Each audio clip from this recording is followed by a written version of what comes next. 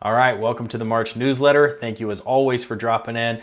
We'll do our regular beacon stats this month, and we'll also tie in some MLS data. So we'll start right off as we commonly do with the median home price in our beacon appraisal report this month. You can see it went down just a little bit, 700,000. I think I said in last month's video I wouldn't be surprised if it did just this. Again, this is the median, so as you see, a few higher end homes sell, it can really drive up the price, much like what it did in October when it jumped up to 800,000. All right, next median chart we'll pull up is our number of sales. Went down a little bit to 94. This isn't too bad. When you look back at February of last year, there was 106. February of 23, there was 112. So we still had a really good January, so I don't think there's anything to be alarmed. It's still very early into the year here. All right, next up is our days on market according to the Beacon. They're sitting at 45. Again, this is pretty common, I think, for our time of year, excuse me. Last February, we had about 40 days on market. All right, the next chart, this is one that people always want to ask or always want to discuss, are how many sales are financing versus how many sales are cash. So this chart shows us exactly that, the number of conventional financing deals compared to cash deals. So you can see that the conventional deals went down quite a bit to 49. This is the lowest we've seen in a little bit, which obviously has to do with the interest rate, which we will get to a little bit later in our video. Next up is months of supply according to the Beacon appraisal report. So this is based on how quickly homes are selling, how many months of inventory that we would have. We're at 3. We hit 4 last summer, and that was the highest level of inventory we had seen in about 10 years. I suspect that we'll probably see the same thing this summer. Okay, the next little graph, data that I'm gonna show you, this is something I actually pull every Friday. I run stats, and I just look at single family homes under an acre in Bend, and I just use the same search criteria every week. And it kind of helps me keep an eye on how the market's ebbing and flowing. So I'll share that with you now and then compare it with what I had searched for and what I had discovered the same time last year. So I apologize that this is not the most attractive setup here, but you can see right at the top, this was done just last Friday, and I'm shooting this newsletter on March 12th right now.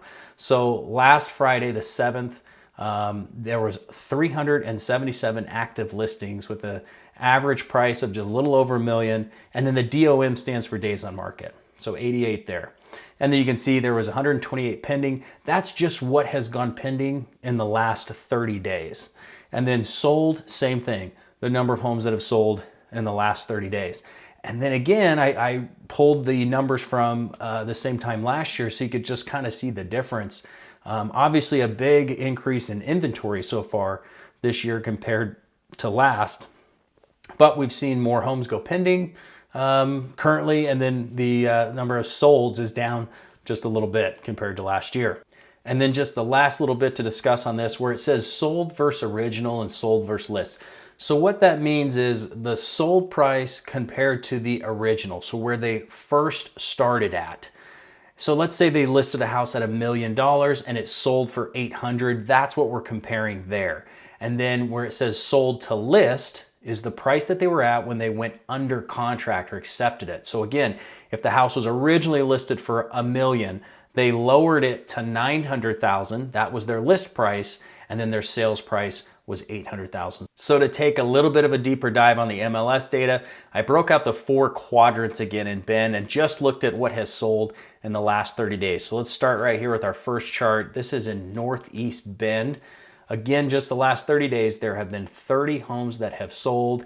And if you look down there in that graph of data, the top bar about midway, the average sales price is $647,000 and about 66 days on market. So we'll just run through the next one. Here's Southeast Bend, last 30 days. Again, 30 homes have closed. Average price there is about $670,000, and it's taking on average about 64 days for those homes to sell. We'll move over to Southwest Bend. Just 13 homes sold there in the last 30 days, but significant increase here in the average sold price, up to a little over 1.15 million. This is because there are more expensive neighborhoods over there, particularly Tethro is considered to be in the Southwest. And then the last one, Northwest Bend, as we know, is the most expensive. A lot of high-end elite neighborhoods over there. Average sales price nearly 1.3 million, and average days on market about 76 for those 23 homes sold. As always, reach out with any questions. Anybody that you know who's wanting to talk about and start their journey of buying or selling a house, I'd love to have a conversation with them.